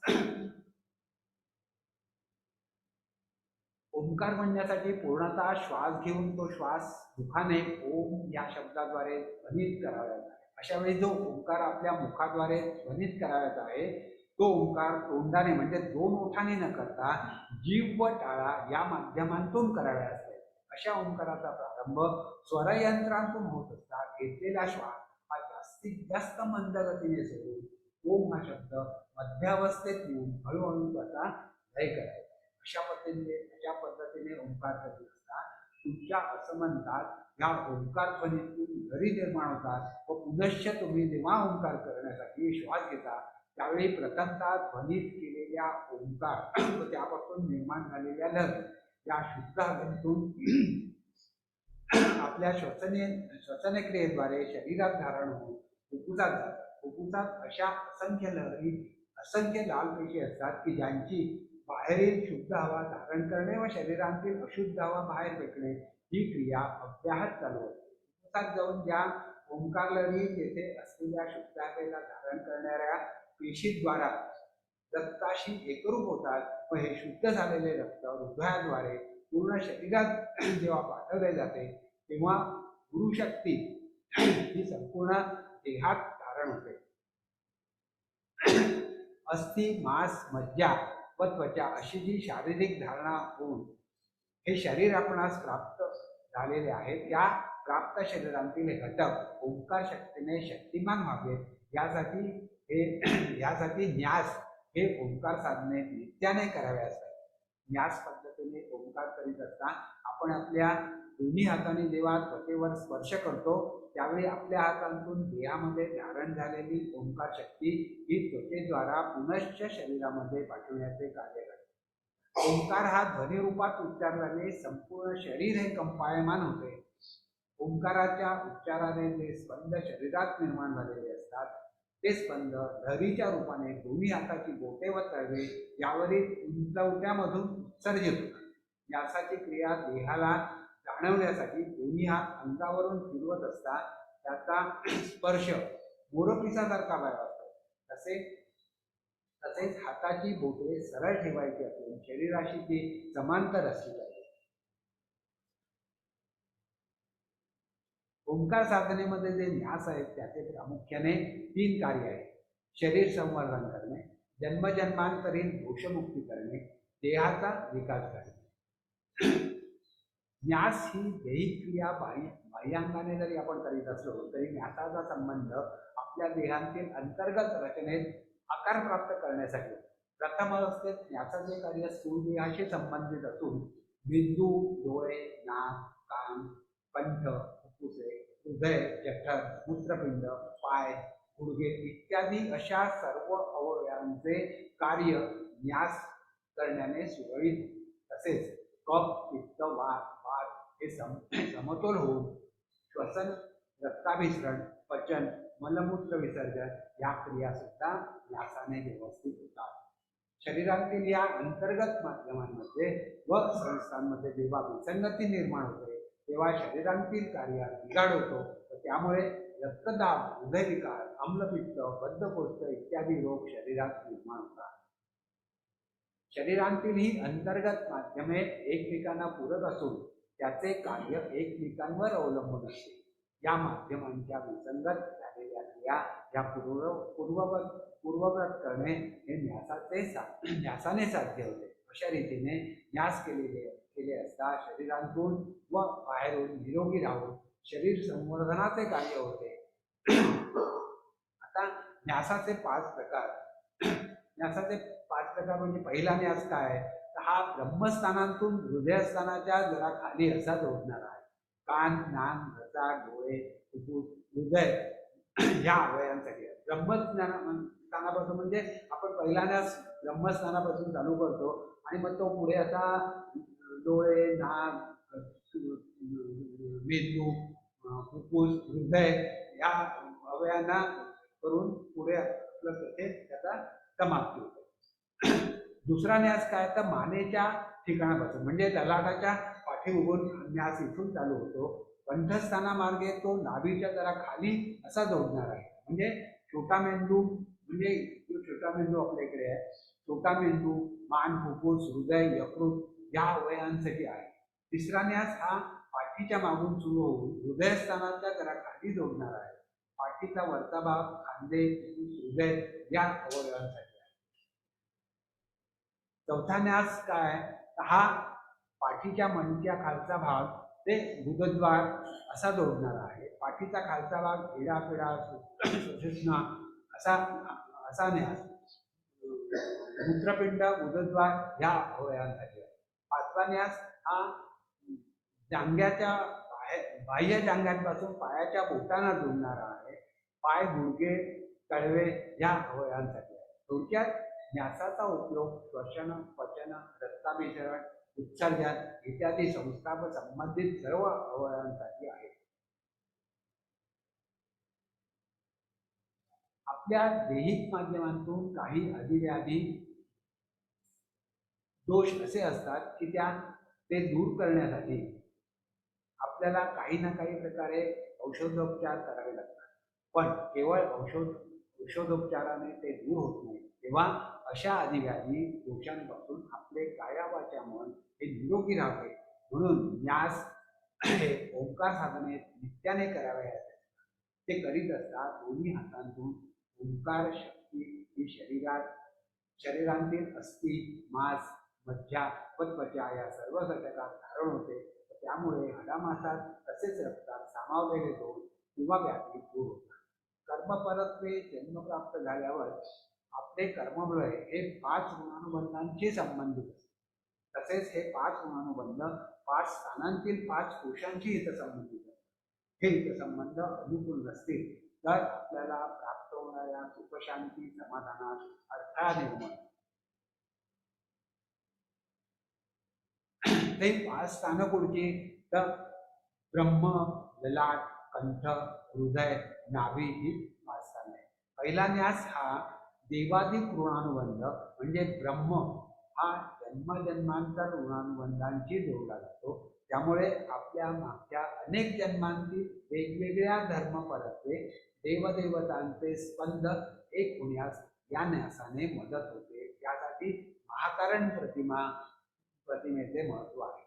दुसरा न्यास मातृपितृ, ललाट व इतरेजन म्हणजे कंठ हे 2 ऋणानुबंध जन्मकर्म नाभी या ऋणानुबंधांशी जोडले जातात. त्यामुळे या दोन्ही ऋणानुबंधांची पूर्तता होते. त्यासाठी कारण प्रतिमेचे महत्व आहे. तिसरा न्यास जीवनाचा पूर्ण लाभ घेण्यासाठी कर्मबलय हे 360 अंश धारण व्हावे लागते. परंतु मनुष्य आपल्यासमोर असलेल्या फक्त 180 कर्मवलयाचा लाभ घेतो म्हणजे 50%च लाभ घेत असतो. तर ते मागील जन्मांतील कर्म या जन्मात धारण व्हावे यासाठी हा न्यास आहे. त्यासाठी साईशक प्रतिमेचे महत्व आहे. चौथ्या नाश व पाचव्या नाश. प्रामुख्याने हे न्यास शरीरांतील निर्माण झालेली अशुद्धता व दोष याचे निर्मूलन करण्यासाठी आहे. सबंध शरीरामध्ये त्या शरीराच्या बाहेरचे व अनावश्यक असे जे विषय तुम्ही धारण केलेले असतात ते शरीरातून विसर्जित झाल्यानंतर साधनेतला तुमचा ओंकार हा जो विषय असतो तो विषय लहरीनी नंतर धारण व्हावा. देहाचे विकास घडवणे म्हणजे निरनिराळ्या कार्यकेंद्रावर जे सेवक कामकाज करतात त्यांना नित्य ओंकार साधना करण्याचे मार्गदर्शन वंदनीय दादांनी केले आहे. त्यामुळे अडीअडचणींचे निराकरण व निवारण करण्याचे सामर्थ्य प्राप्त होते व असे दादांनी सांगितले. बिंदूंचे दोन भाग दोन अर्धगोलाप्रमाणे असतात. त्यांना हेमिस्फिअर असे म्हणतात. त्या दोन अर्धगोलांमध्ये आत केलेला एक पडदा असतो आणि तोच पडदा नंतर मोठ्या बिंदूच्या खाली तंबूसारखा पसरलेला असतो. बिंदूच्या दोन अर्धगोल भागांमध्ये जो पडदा असतो तो व दोन कान असा त्रिकोण तयार. साधना करताना जो ध्वनी कानांतून ग्रहण केला जातो त्याचा प्रतिसाद त्या पडद्यावर उमटत असतो. जशी जशी साधकाची ओंकार साधनेत प्रगती होत जाते तसा तसा त्याचा जो त्रिकोण आहे तो डेव्हलप होत जातो. ज्यावेळी एखादी अडचण असलेली व्यक्ती आपली अडचण अशा विकसित साधकाला बोलून दाखवते तेव्हा ती अडचण तिच्या कारणासहित ध्वनिरूपाने साधकाच्या कानात शिरते व तेथून त्या साधकाच्या त्या पडद्यावर प्रतिबिंबित होते. साधकाचा हा पडदा विकसित झाला असल्याने त्या अडचणीचे कारण त्या साधकाला त्यावेळी स्पष्ट होते.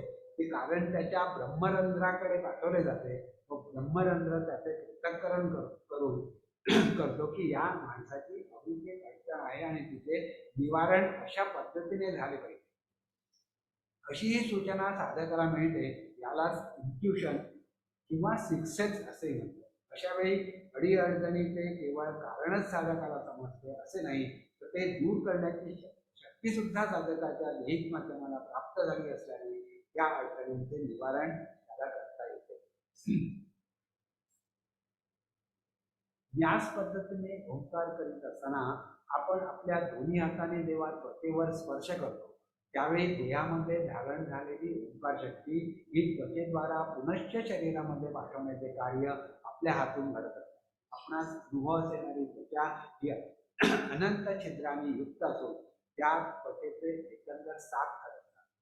त्वचेवर केस असतात आणि त्या केसांतून पातळ तेलकट द्रव्य बाहेर येते की ज्यामुळे त्वचा टवटवीत राहते. तसेच त्वचेच्या पहिल्या 4 थरांतील छिद्राद्वारा स्वेदग्लँडमधून शरीरातील अपायकारक द्रव्य म्हणजे घाम याचे विसर्जन होते.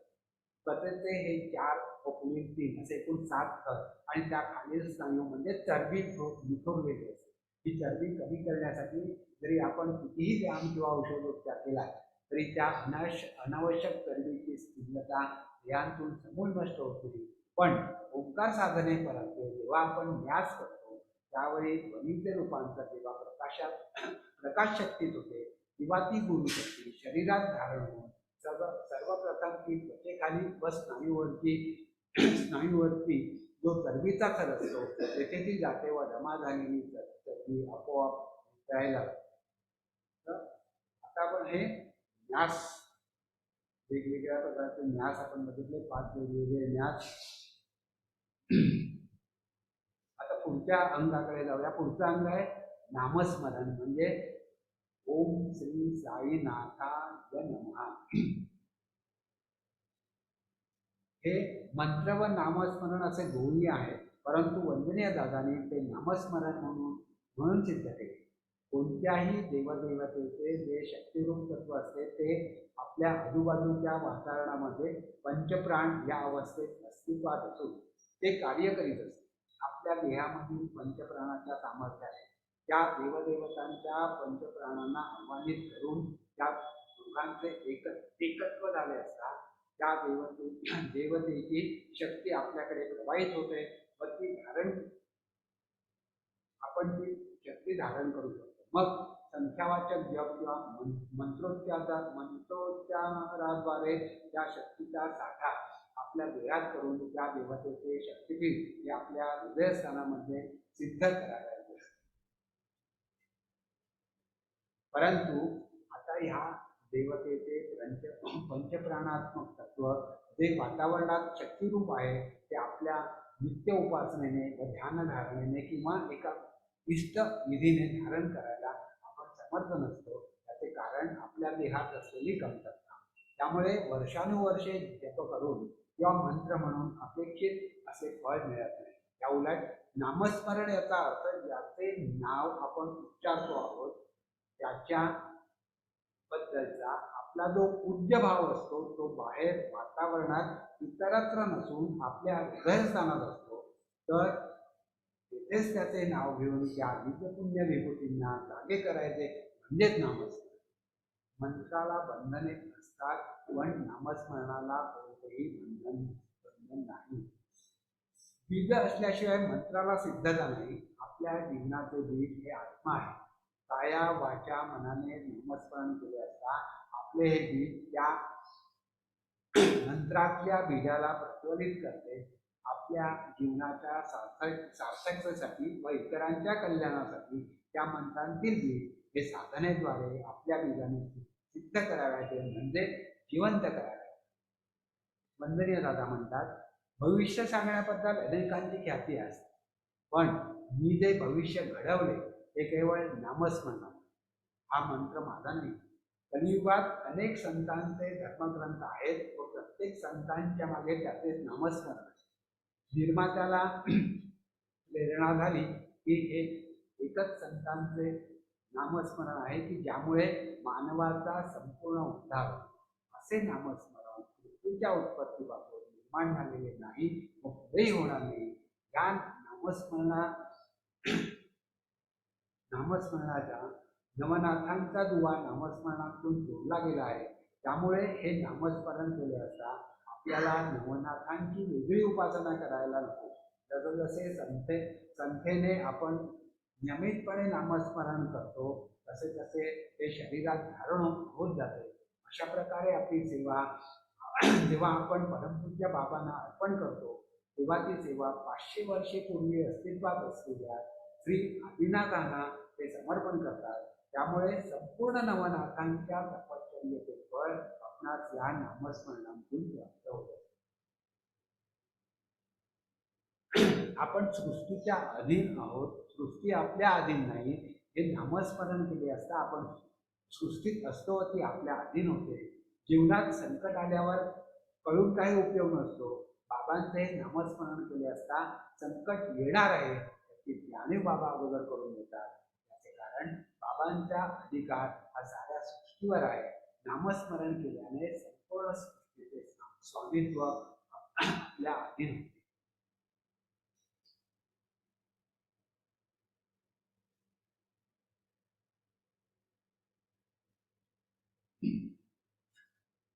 आता आपण 7व्या अंगाकडे बघूया. 7वं अंग आहे आपलं महामंत्र म्हणजे सर्व मंगल मांगल्ये शिवे सर्वार्थ साधिके शरण्ये त्र्यंबके गौरी नारायणी नमोस्तुते. मानवी जीवनामध्ये जे 5 ऋणानुबंध असतात त्यापैकी जन्मकर्म, जन्मजन्मांतर, मातृपितृ, विक्रयजन हे 4 ऋणानुबंध आपल्या देहात अस्तित्वात असतात व देवाधिक हा ऋणानुबंध देहाबाहेर वलय रूपाने असतात. हे ऋणानुबंध आपल्या जीवनाशी हितसंबंधित असून त्यांच्या अनुकूल प्रतिकूलतेवर जीवनातील सुख, शांती, समाधान अवलंबून असते. जेव्हा ऋणानुबंधांतील प्रतिकूलता प्रखर असते व ते ऋणानुबंध अनुकूल करून घेण्यासाठी मानवी प्रयत्न अपुरे पडतात तेव्हा आपण सद्गुरूंना शरण येतो.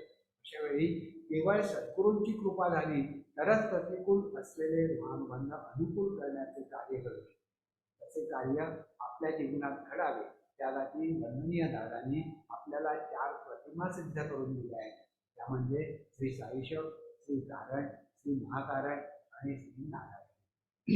त्यापैकी श्री साईशव प्रतिमा ही मातृपितृ ऋणानुबंधांची, तर कारण प्रतिमा ही इतरजन ऋणानुबंधांसाठी महाकारण श्री महाकारण प्रतिमा ही जन्मजन्मांतर ऋणानुबंधांसाठी व या 3 प्रतिमांचे एकरूपत्व असलेली चौथी श्री नारायणी प्रतिमा ही जन्मकर्म ऋणानुबंधांसाठी.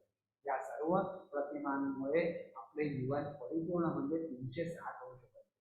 ज्या जन्मकर्म ऋणानुबंधापरत्वे पुनरपी जनन पुनरपी मरण ही अवस्था आपल्या जीवनात येते, त्यामध्ये स्थित्यंतर होऊन नराचा नारायण होण्याचा हा कृपाशीर्वाद हा श्री सद्गुरूंनी हा सिद्धांत प्रतिमेद्वारे आपणास दिला आहे. वंदनीय दादांनी ह्या प्रतिमा गुरुभक्तांना 1983 सालानंतर दिल्या, परंतु त्याची सिद्धता 40 वर्ष आधी करण्यात आली. त्याचे कारण या प्रतिमांचे कार्य हे गोवा येथे पुढे प्रस्थापित होणाऱ्या साईधाम या शक्तिपीठाशी. त्यासाठी श्री क्षेत्र नरसोबाची वाडी येथे दर पौर्णिमेला एक अशी 11 लघुरुद्रे हवने करण्यात आली. त्यानंतर 12व्या पौर्णिमेला महारुद्र स्वाहाकार करण्यात आला व आदिशक्तीला आवाहनित करून शक्तिपीठाची स्थापना 14 एप्रिल 1983 चैत्र पाडवा या दिवशी करण्यात आली. तत्पूर्वीच्या 1982 सालच्या दसऱ्यापासून शाहीशब 1ला प्रारंभ झाला. त्यानंतर साईशब, श्री कारण, श्री महाकारण या 3 प्रतिमा म्हणजे उत्पत्ती, स्थिती व लय भक्तांना देण्यात आल्या. त्याबद्दल वंदनीय दादा म्हणतात, या प्रतिमांच्या रूपाने पर्यायाने आपल्या घरी न मागता देवाचे आगमन झाले आहे. असे म्हटल्यानंतर या प्रतिमांचे मूल्य किती आहे हे भक्तांनी समजून घ्यावे. ज्या प्रतिमा आपण घेतल्या आहेत त्याचे फळ मिळण्यासाठी आपणास ओंकार साधना हा उपचार देखील शिकवला.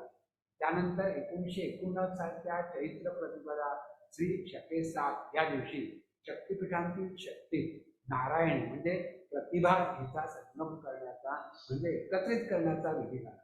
त्या दिवशी वंदनीय दादा म्हणतात, शक्तिपीठात उत्पत्ती, स्थिती, लय या 3 शक्ती अंतर्भूत आहेत हे अवधान ठेवून जगद्गुरु श्री साईनाथ महाराज यांनी ज्या प्रेमाने आशीर्वादाची भेट पाठवली आहे तिचे मूल्य आपण भक्तांनी जरी लाखो रुपये खर्च केले तरी होणार नाही. जीवनाच्या प्रापंचिक व पारमार्थिक अशा 2 बाजू असून प्रापंचिक जीवन प्राप्त होण्याची तरतूद श्री गुरूंनी करून दिली आहे. प्रापंचिक जीवनात जरी अडचण निर्माण झाली तरी ती निवारण करण्याचे सामर्थ्य आपणच प्राप्त करायचे आहे. त्यासाठी प्रतिमांचे पूजन व ओंकार साधनेचे महत्त्व आहे. त्यामुळे ऋणानुबंधांचा समतोल अशी जी अवस्था आपल्या जीवनात प्राप्त झाली आहे तिचे जतन होते.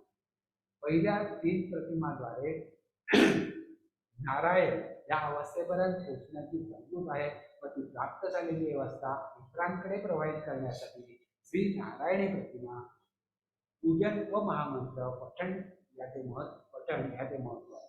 आपले जीवन हे दुसऱ्यांसाठी आहे याची जाणीव आपण सदैव ठेवली आहे.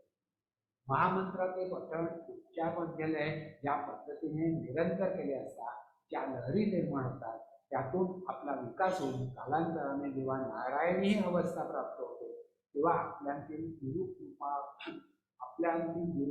इतरांकडे प्रवाहित करून त्यांचे दुःख निवारण करण्याचे सामर्थ्य निर्माण.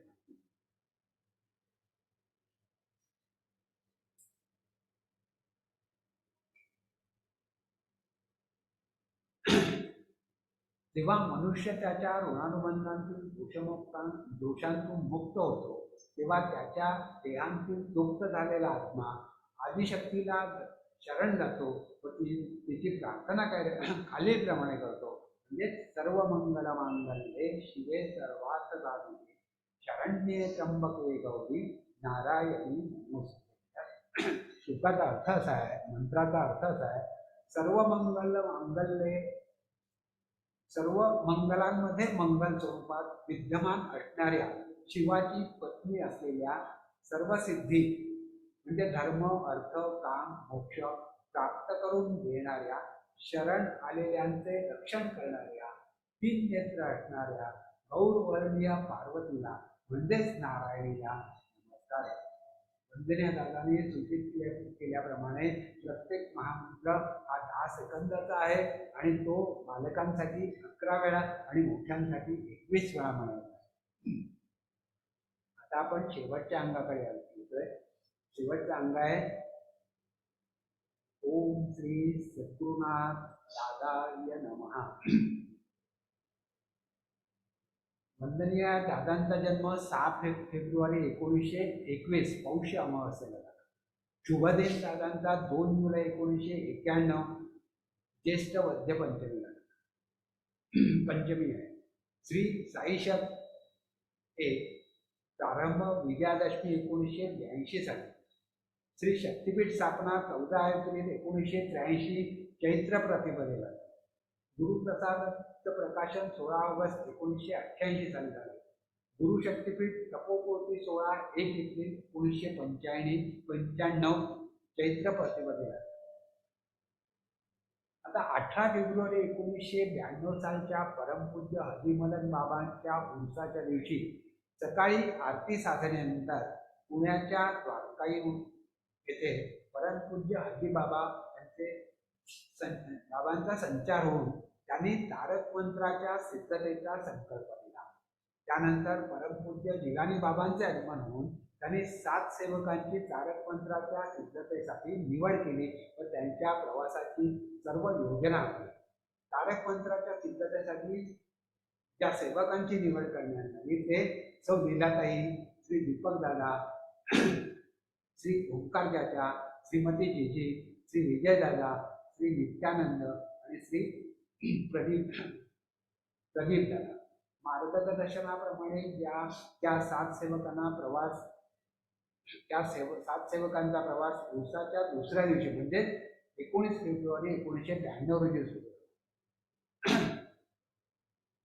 ह्या प्रवासामध्ये पहिला टप्पा होता पुणे ते शिर्डी. श्री साईनाथ महाराजांच्या कृपेने शिर्डी येथील द्वारकामाई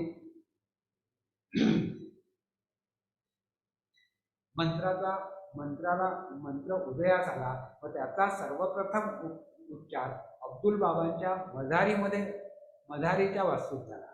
दुसरा टप्पा आहे शिर्डी ते अजमेर शरीफ बाबांकडून आशीर्वाद प्राप्त करून तिसरा टप्पा अजमेर ते फतेपूर शिकरी, तिथे सलीम चिश्ती बाबांकडून आशीर्वाद प्राप्त झाला.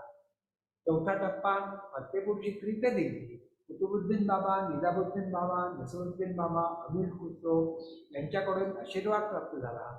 पाचवा टप्पा दिल्ली ते गुलबर्गा, माझा बंदे नवाज बाबांकडून आशीर्वाद प्राप्त झाला. 6वा टप्पा गुलबर्गा ते बाळेकुंडरी, श्री पंत महाराजांकडून आशीर्वाद प्राप्त करून पुढे बाळेकुंडरीहून पुन्हा पुण्यात द्वारकामाईमध्ये पुनश्च आगमन झाले. अशा रीतीने सर्व सुफी पंतांकडून व पंत महाराजांकडून आशीर्वाद घेऊन तारक मंत्राची सिद्धता झाली व सर्वजण पुण्यात परतले. वंदनीय दादा 2 जुलै 1991 ज्येष्ठ वद्य पंचमी या दिवशी शक्तिरूप झाले. त्यानंतर त्यांच्या प्रथम शुभदिनी म्हणजे 20 जून 1992 रोजी तारक मंत्राची दीक्षा सर्व भक्तभाविकांना देण्यात आली. त्यावेळी पुण्यातील द्वारकामाईत भक्तभाविकांचा मोठा सोहळा आयोजित करण्यात आला होता. त्यावेळी गुरुस्तवन हा आरती संग्रह ते प्रथमच म्हटला गेला. गुरुस्तवन म्हणजे गुरु कथामृत सार सेवन करा ही एक आरती आणि गुरुस्तवन मध्ये सेवक साथ ही निघाले प्रदक्षिणा करतात. तारक मंत्र म्हणजे ओम श्री साईनाथाय नमः म्हणजे ओम श्री सद्गुरुनाथ दादाय नमः असं आहे. ओम श्री सद्गुरुनाथ चुकून बोललो मी मुलाची. तारक मंत्र असा आहे ओम श्री सद्गुरुनाथ दादाय नमः. ओम म्हणजे ब्रह्मांडाची व्यक्त किंवा कारण अवस्था. श्री म्हणजे वंदनीय दादांना प्राप्त झालेल्या पारमार्थिक सरस्वतीचे प्रतीक. सद्गुरुनाथ म्हणजे सद्गुरुनाथ हा शब्द दंतपंथांचे तर नाथ हा शब्द नाथपंथांचे द्योतक आहे. दादा म्हणजे लहानपणीच वंदनीय दादांना सुफीपंथांची दीक्षा प्राप्त झाल्याने हा शब्द सुफीपंथांचे अस्तित्व दर्शवतो. अशा प्रकारे ओम श्री सद्गुरुना दादाय नमः हा मंत्र साधनेमध्ये अंतर्भूत करण्यात आला. अशा प्रकारे आपण सगळी 8 अंगांचा अभ्यास केलेला आहे.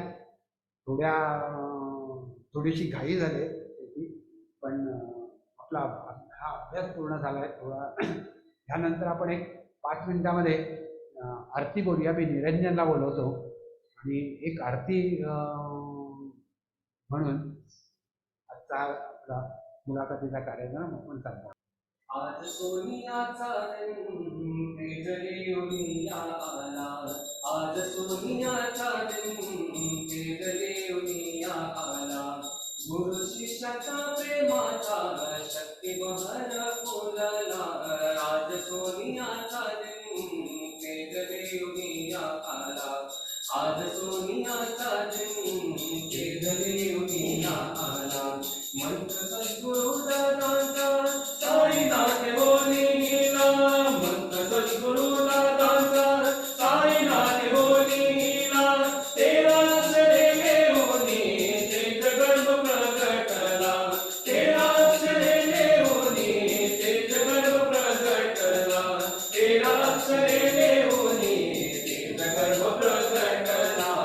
आज सोनियाचा तेजले उनिया आला, आज सोनियाचा तेजले उनिया आला. स्वामी रामदासे पूर्वी राम मंत्र सिद्ध केला, स्वामी रामदासे पूर्वी राम मंत्र सिद्ध केला. तेरा अक्षरात तोरी ज्यांनी मंत्र बांधी गेला, तेरा अक्षरात तोरी ज्यांनी मंत्र बांधी गेला, तेरा अक्षरात तोरी ज्यांनी मंत्र बांधी गेला. आज सोनियाचा तेजले उनिया आला, आज सोनियाचा तेजले उनिया आला. परी सद्गुरु दादांचा आज मंत्र सिद्ध झाला, परी सद्गुरु दादांचा आज मंत्र सिद्ध झाला. तेरा अक्षर ब्रह्माचा साई गुरुनी लिहिला, तेरा अक्षर ब्रह्माचा साई गुरुनी लिहिला, तेरा अक्षर ब्रह्माचा साई गुरुनी लिहिला. आज सोनियाचा तेजले उनिया आला, आज सोनियाचा तेजले उनिया आला. तेरा अक्षरी मंत्राचा देव सद्गुरु बनला, तेरा अक्षरी मंत्राचा देव सद्गुरु बनला. तत्वगीत देवोनिया ब्रह्मतेजी प्रगटला, तत्वगीत देवोनिया ब्रह्मतेजी प्रगटला, तत्वगीत देवोनिया ब्रह्मतेजी प्रगटला. आज सोनियाचा तेजले उनिया आला, आज सोनियाचा तेजले उनिया आला. मंत्र ज्ञानेश्वरी जाणा मंत्री वेदाचा म्हणला, मंत्र ज्ञानेश्वरी जाणा मंत्री वेदाचा म्हणला. तत्वगीत देवे होनी विश्वमंत्र प्रगटला, तत्वगीत देवे होनी विश्वमंत्र प्रगटला, तत्वगीत देवे होनी विश्वमंत्र प्रगटला. आज सोनियाचा तेजले उनिया आला, आज सोनियाचा तेजले उनिया आला. बाबा अब्दुल्ला मदनी धन्य तोची शिष्य करा, बाबा अब्दुल्ला मदनी धन्य तोची शिष्य करा. ज्याचा मंत्र साईनाथे सिद्ध गुरु रूप केला, ज्याचा मंत्र साईनाथे सिद्ध गुरु रूप केला, ज्याचा मंत्र साईनाथे सिद्ध गुरु रूप केला. आज सोनियाचा तेजले उनिया आला, आज सोनियाचा तेजले उनिया आला. धन्य शिष्य धन्य गुरु बाबा अब्दुल्ला मदना, धन्य शिष्य धन्य गुरु बाबा अब्दुल्ला मदना. तुम्ही संकल्प त्यांनी प्रवाहित केला, तुम्ही संकल्प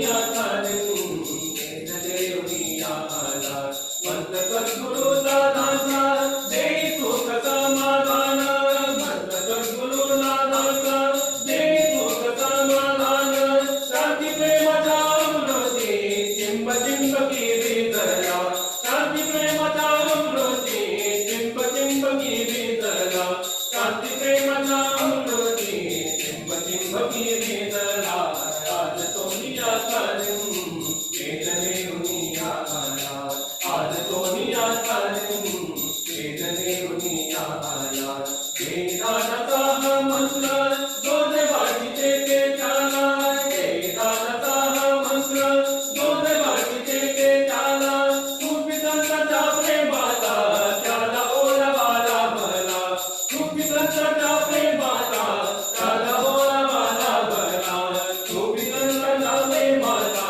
त्याला ओलावाला भला आज सोनियाचा दिन भेटले दुनिया आला आज सोनियाचा दिन भेटले दुनिया आला मंत्र तोची कल्प वृक्ष मंत्र आहे कामधेनु मंत्र तोची कल्प वृक्ष मंत्र आहे कामधेनु अर्थ परमार्थ सारा त्याच्या उच्चरी वदना अर्थ परमार्थ सारा त्याच्या उच्चरी वदना अर्थ परमार्थ सारा त्याच्या उच्चरी वदना आज सोनियाचा दिन भेटले दुनिया आला आज सोनियाचा दिन भेटले दुनिया आला नामशक्ती अमर्यादा त्याचा प्रभाव आढळला नामशक्ती अमर्यादा त्याचा प्रभाव आढळला देताई करे जनाची नर नारायण झाला देताई करे जनाची नर नारायण झाला देताई करे जनाची नर नारायण झाला आज सोनियाचा दिन भेटले दुनिया आला आज सोनियाचा दिन भेटले दुनिया आला मंत्र सिद्ध दादांचा तूपी संकपी दादांना मंत्र सिद्ध दादांचा तूपी संकपी दादांना प्रेमातून विभूतीचा आज विश्व बहरला प्रेमातून विभूतीचा आज विश्व बहरला प्रेमातून विभूतीचा आज विश्व बहरला आज सोनियाचा दिन भेटले दुनिया आला आज सोनियाचा दिन भेटले दुनिया आला जगात पासारे जन मंत्र सद्गुरु दादांचा जगात पासारे जन मंत्र सद्गुरु दादांचा सिद्ध मंत्र उच्चारता विश्वी ओंकार बदला सिद्ध मंत्र उच्चारता विश्वी ओंकार बदला सिद्ध मंत्र उच्चारता विश्वी ओंकार बदला आज सोनियाचा दिन भेटले दुनिया आला आज सोनियाचा दिन भेटले दुनिया आला गुरु शिष्याचा प्रेमाचा शक्ती बहर फुलला आज सोनियाचा दिन भेटले दुनिया आला आज सोनियाचा दिन भेटले दुनिया आला सच्चिदानंद सद्गुरु साईनाथ महाराज की जय श्री गुरुदेव दत्त सदानंदाचार्य को सच्चिदानंद सद्गुरु श्री पंत महाराज की जय श्री गुरुदेव दत्त श्री सद्गुरुनाथ दादा महाराज की जय श्री गुरुदेव दत्त